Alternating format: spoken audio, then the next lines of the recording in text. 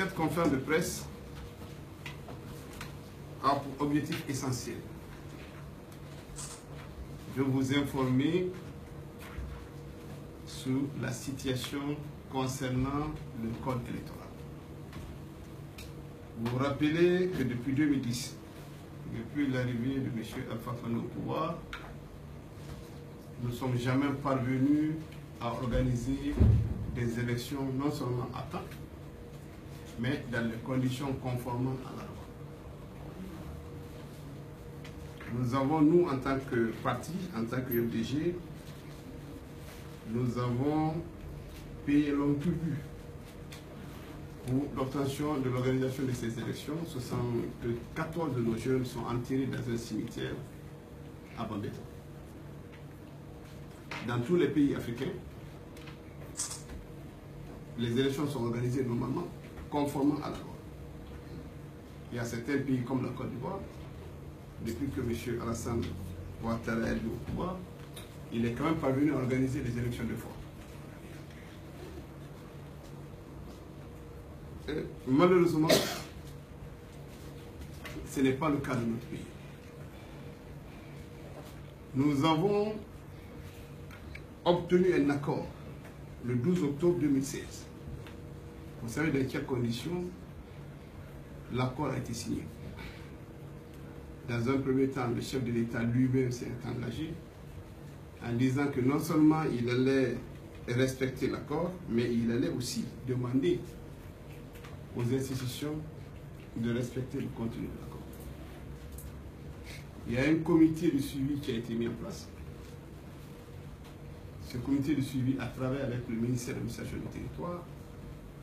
Et je voudrais dire ici clairement que le document qui est arrivé à l'Assemblée nationale reflétait parfaitement bien le contenu de ce qui a été arrêté au cours de l'accord.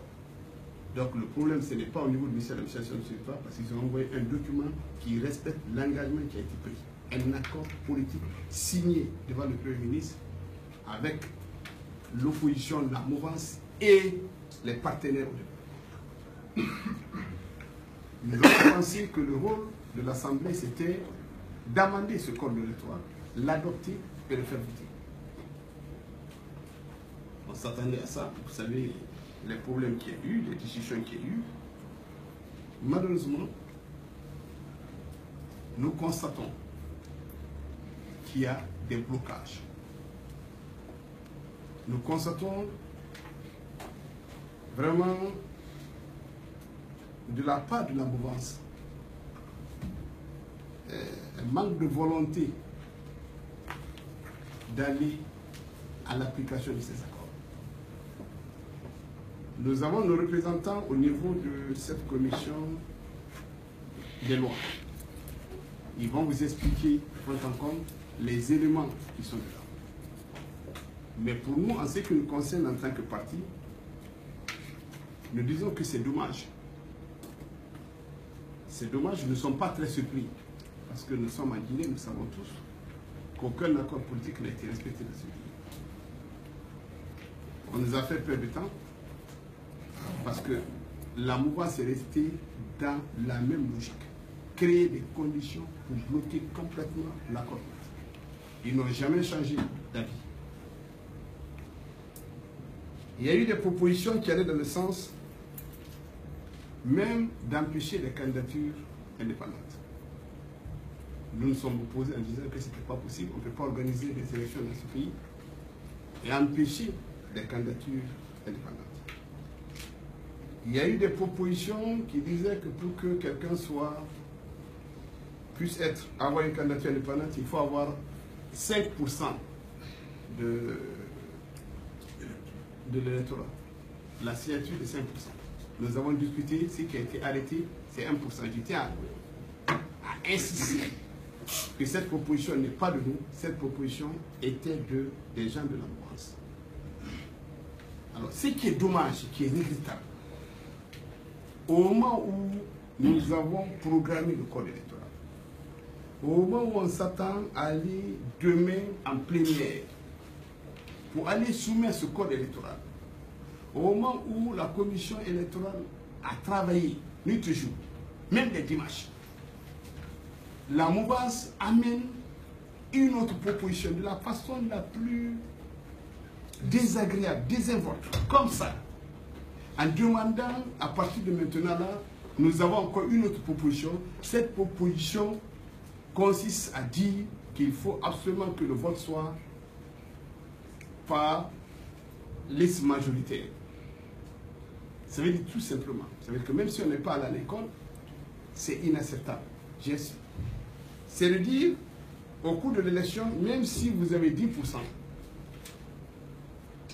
vous devez avoir, on doit vous ajouter 40% pour que vous ayez la majorité pour gérer complètement toute la commune.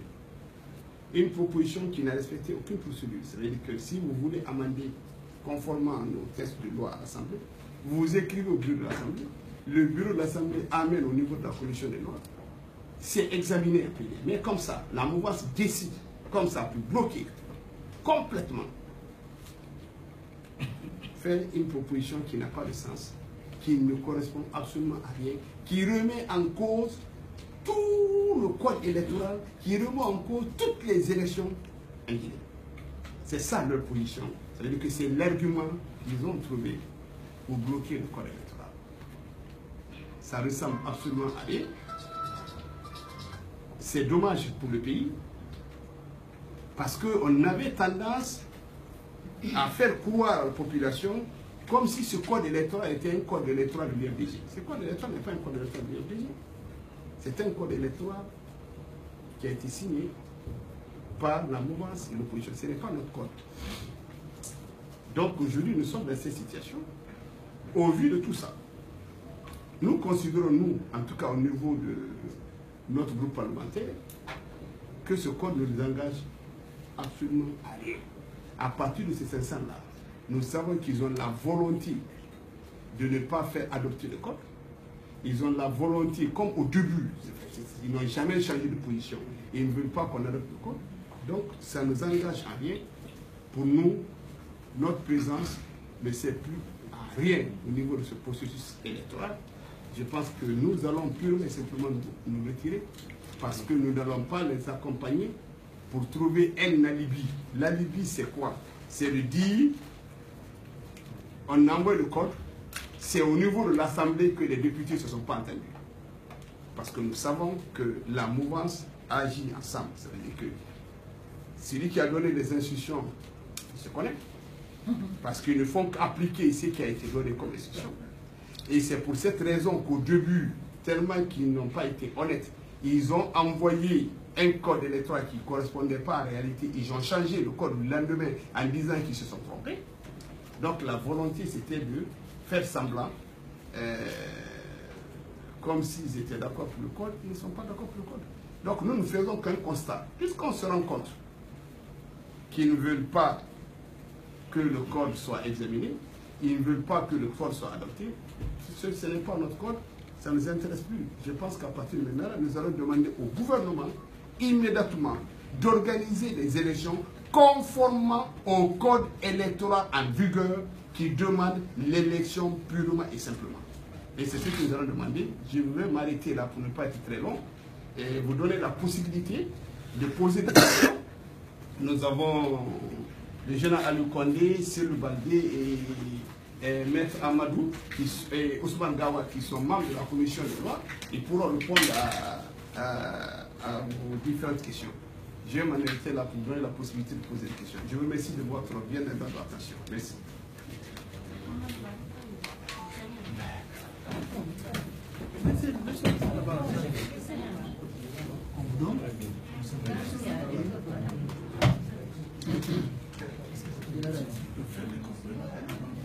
Oui, ou bien vous voulez qu'il vous donne des compléments avant de poser des questions? Expliquez un peu le complément. Hein? Est-ce que je parle qu'ils expliquent un peu voilà. le processus et les conséquences vraiment de l'application d'une telle disposition du point de vue de la décentralisation? Voilà. Il va... Hein? Tu peux m'expliquer, non? Oui.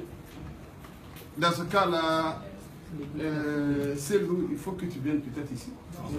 C'est mieux. Venez par là, c'est mieux. Il faut permettre. Bon, ok. À partir d'ici, ça peut aller ou bien.